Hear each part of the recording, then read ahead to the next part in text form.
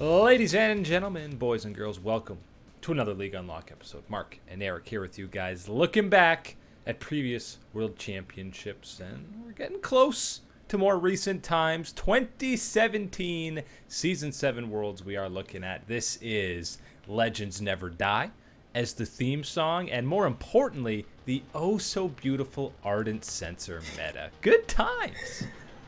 Not only the Ardent Sensor meta, I'm just going to come out and I'm going to spoil it right away.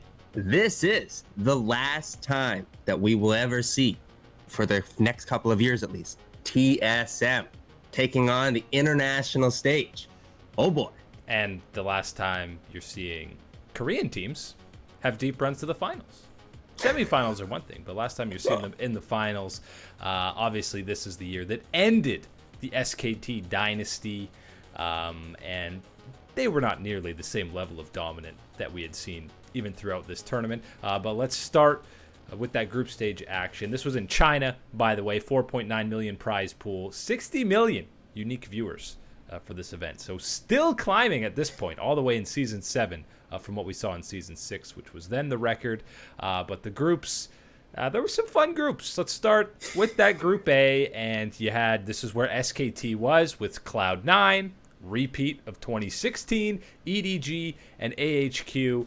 EDG again, top seed from the LPL, again, classic disappointment, but this is the revenge for the Clappening, Jensen versus Faker, and again, it's SKT.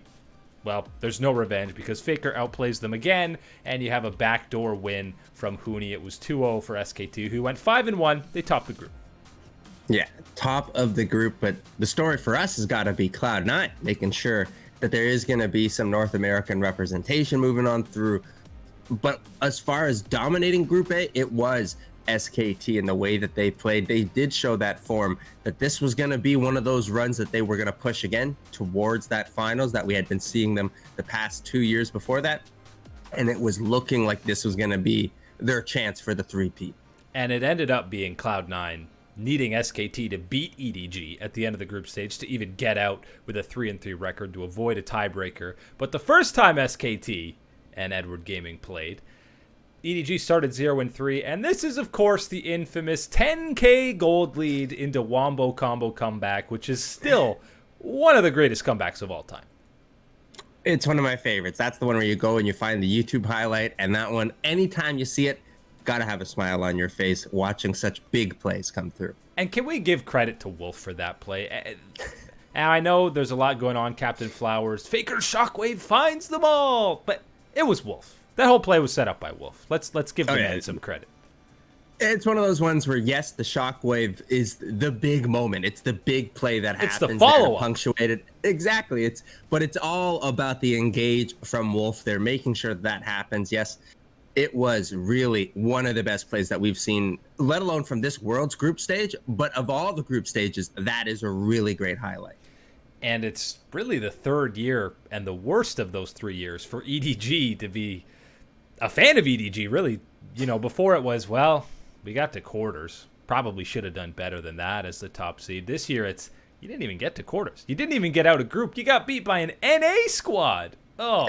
Yeah, it's one of those situations where you're going like, man, well, at least this is as bad as it gets. And then the next year happens, and nope, not even making it through the group stage. And unfortunately for EDG, it was a continuing trend of that disappointment for them when it mattered most, a lot of them, for their fans representing at the top of the LPL, especially back home.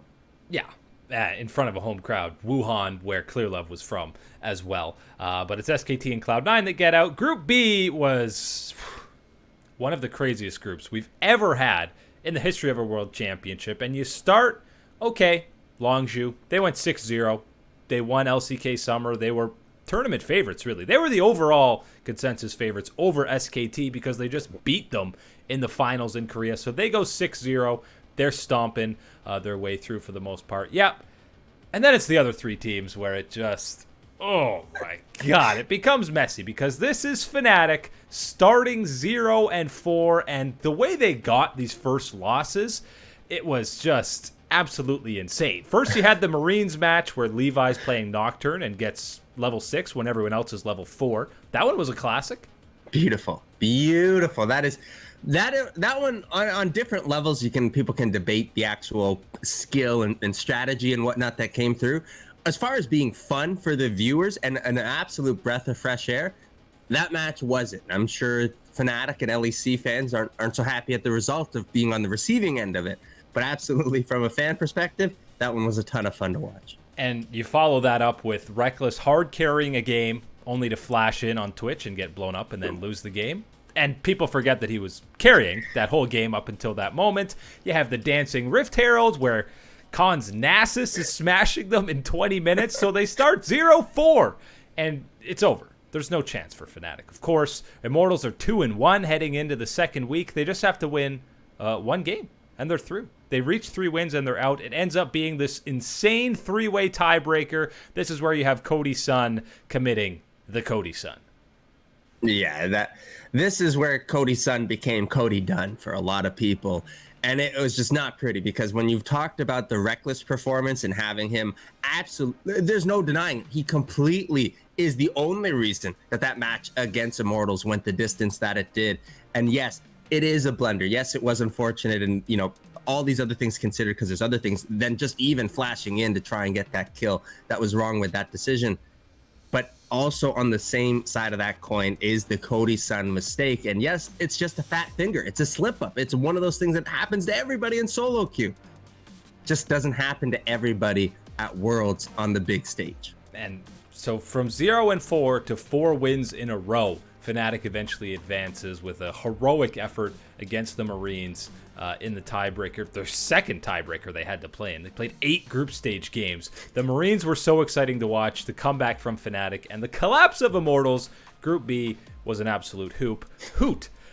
Group C, so Fnatic gets out for EU, everybody's happy, but G2, unfortunately, drew the group of death. And even with Fenerbahce 1907, this is still an absolute group of death because RNG ends up dominating, going to the semifinals, and Samsung Galaxy end up winning the whole thing. So in hindsight, this is probably the most difficult group ever.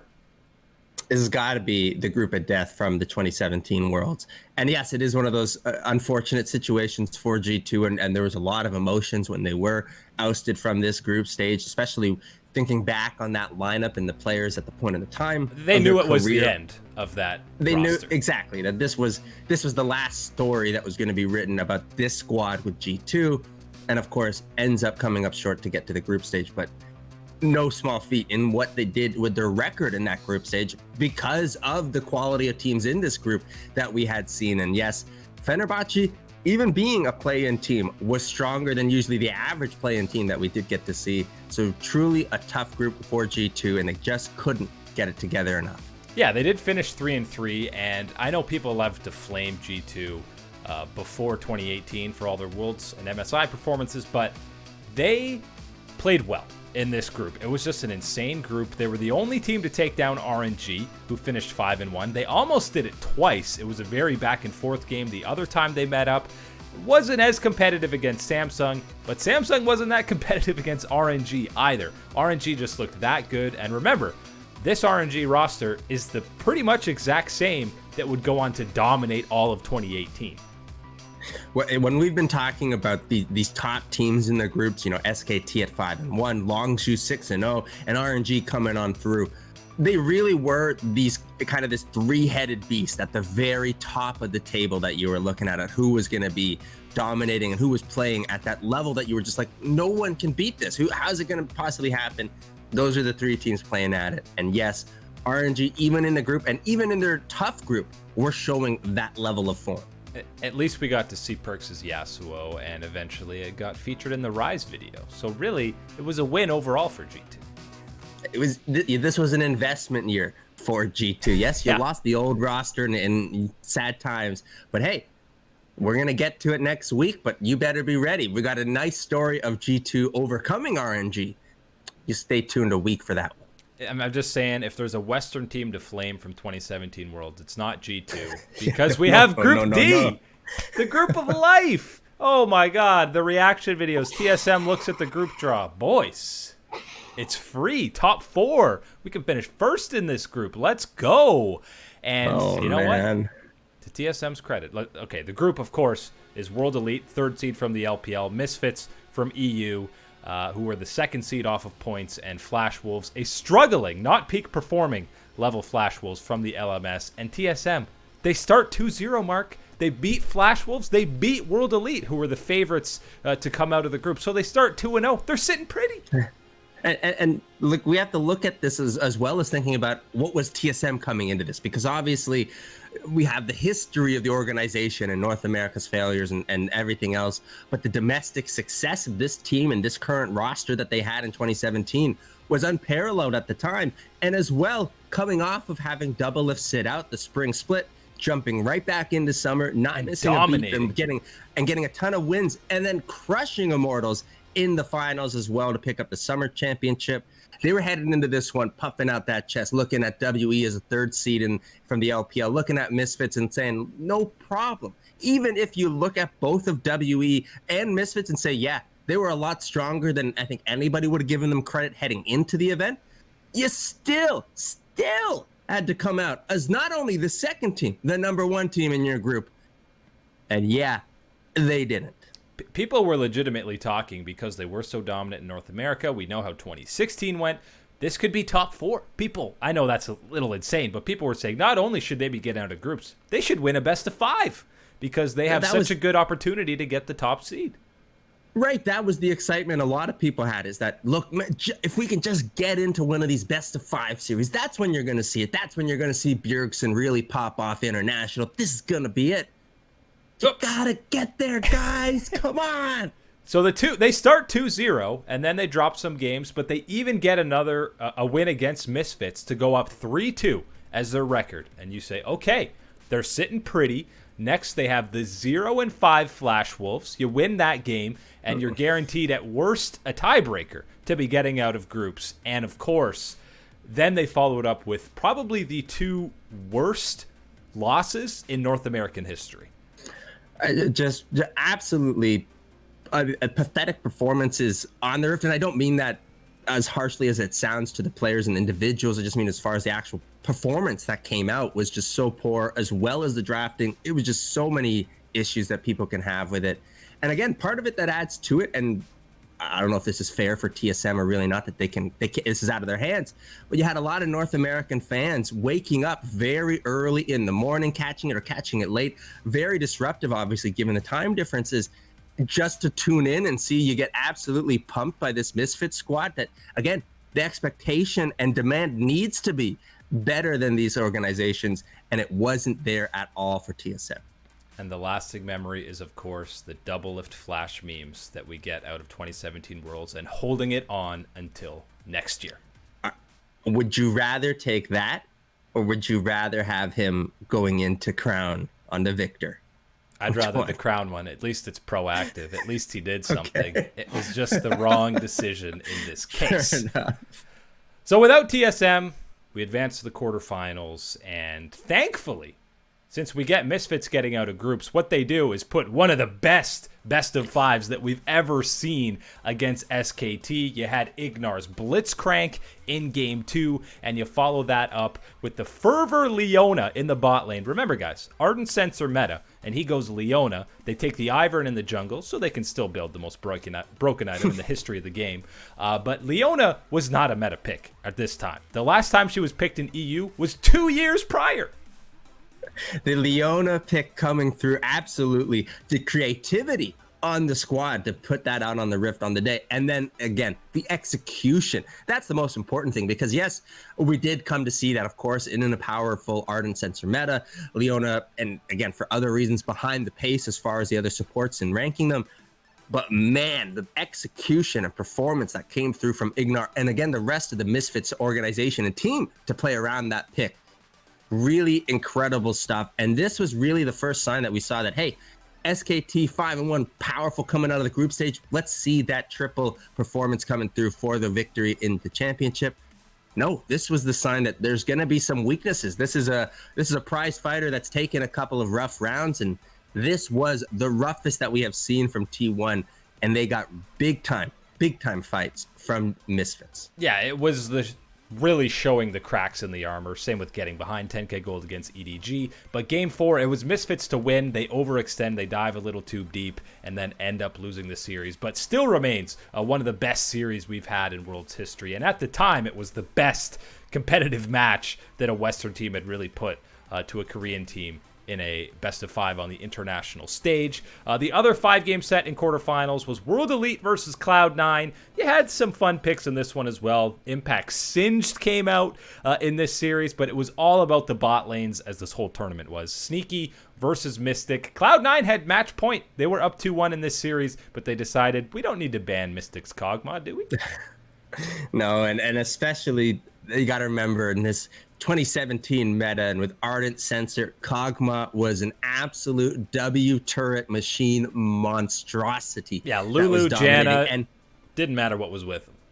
Right, and Mystic is one of the very best at hitting that W key at just the right time to demolish everybody else. And yeah, he certainly did that to Cloud9 using that pick. And it was a very fun series, a very fun match. And yes, you said it, you got to see some of these picks come through, the Singed for Impact. I really wish that the game that they took, Aurelion Sol, worked out for them, because I think that they could have had it, but misexecution on the side of C9 held them back from that victory, and at the end of the day held them back from advancing even further at this Worlds. But when you look at everything else North America did at this one, and unfortunately that seems to be a theme for Cloud9 at international events, compared to everything else that North America did, you can't flame Cloud9 for their effort. No, you're proud of them for that series against World Elite, even though they lost. Fnatic versus RNG, one of the other quarterfinals, and this one didn't go 5, but man, was it close. Every single game was north of 40 minutes. You had a 54-minute game, and you had a game where Uzi went 19-2 on Kog'Maw. By the way, he lost the game. 19-2. Man, what a year this was. What a meta this was with Ardent Sensor. This was a hell of a series from Fnatic. A lot of people, seeing the mess that it was to get out of their group, thought that, yeah, okay, sure, fine. Fnatic, you can be in here, but you're going to get absolutely smashed when you get to the real teams, let alone the form that RNG was showing. No one thought that you'd be able to see a fight that Fnatic was able to push back, and they definitely did against RNG, but still, at the end of the day, too much power from the Royal Club. Yeah, and they deservedly went to the semifinals. Uzi was playing great. And then finally, we get to Longzhu versus Samsung, which, shockingly, the only 3-0 in quarters. And remember, I said it earlier, Longzhu were the consensus favorites to win the entire thing. Not just go far, but over SKT, over EDG, over RNG. It was Longzhu's tournament to win. They were smurfing in Korea. They go 6-0 in the group stage, and then they lose 3-0 to Samsung? Huh? What? Yeah, this is one of those ones where everyone's, this is the question mark ping on the map. What's going on? Yeah, the 6-0 dominating team, the team that had bested T1 domestically. Yeah, they got absolutely pumped by Samsung, and this was kind of the first start that you'd been hearing about it. Yeah, they did okay in the group stage, but this is the first time you started to hear those rumblings of people going, you know what? They looked really good coming out of that gauntlet. Maybe this is going to be that, that special gauntlet type of run that we know that Samsung is one of the teams and players that have done this in the past. Yeah, you better believe this was the start of this. Yeah, it was games 2 and 3 were not close. Yes, Longzhu underperformed a bit, but it was mostly Samsung showing up on the biggest stage. And maybe Longzhu wasn't tested enough in their group stage. They were a little complacent. Samsung had to work for their wins, but they absolutely smashed them in that quarterfinal, and as we know, it would be foreshadowing for later series in the event. Later series, including those semifinals, where Samsung matched up against World Elite, and it was pretty convincing on their side. This was Ruler. He had a really standout performance, and remember, Ruler's a rookie here, basically. So it was still relatively unproven. He was playing Tristana and Varus. 11 out of 16 games at Worlds, he played those two, and I remember specifically myself saying, I wonder if he can play other champions. This is really where you're waiting for Ruler to truly pay off on that potential, truly make a name for himself. And he absolutely did, paying off for Samsung. This series against WE, it wasn't as tight and as close, especially in comparison to the other semifinal that we have. but it certainly wasn't an absolute free one for Samsung. And you're right that Ruler was one of those players that certainly stepped up his performance on the day and made a big difference for the Samsung squad. Yeah, and he was, I mean, going up against Mystic, that was obviously an important matchup. World Elite smashed game one, but then it was pretty convincing over to Samsung to get back to the finals for their second year in a row. The other semifinal was the real banger on the Rift. It went the full distance. SKT versus RNG. They played in the quarters in 2016, semis of 2017. We got to see Uzi play Vayne and win a game, and RNG, second straight series, SKT goes down 2-1, match point to the opposing squad, and this is, of course, the infamous series where Galio is picked 5 times in a row for Faker. Oh, man, it feels bad because my personal story with this is the first event that I got to go to at this Worlds. I did make my way to Shanghai for this one, got to see this match in person, and yeah, even by game 3, the Chinese fans were going, man, please ban Galio. Someone even speaking to us in English telling us, ban Galio. That's what they knew needed to happen, especially let alone the strength of the champion at the time, but the absolute domination and masterclass of how to utilize it from Faker at the time. Again, this is the Galio that can flash, taunt, and do everything, demolishing the team. He really did put on a show, 5 games for the Galio, but it certainly does need to be talked about the good side that did come out from RNG and the performances that they put through. And certainly one of my favorite memories of all time is gonna be the Vayne performance from Uzi in front of the home fans, pulling it out at a world semifinal and crushing to victory. That is a feels good, man. Yeah, and it was Hooney who really got the last laugh of this series on the Gnar to kind of seal Game 5 and get them back to the World Finals. But this only set up RNG for their future success in 2018. But then we get to the World Finals where you had the incredible Dragon ceremony that won awards for all the augmented reality, and you were around. It was crazy. Amen. It was one of those ones where I felt really stupid because you saw it appear and you could hear it on the Jumbotrons and everything.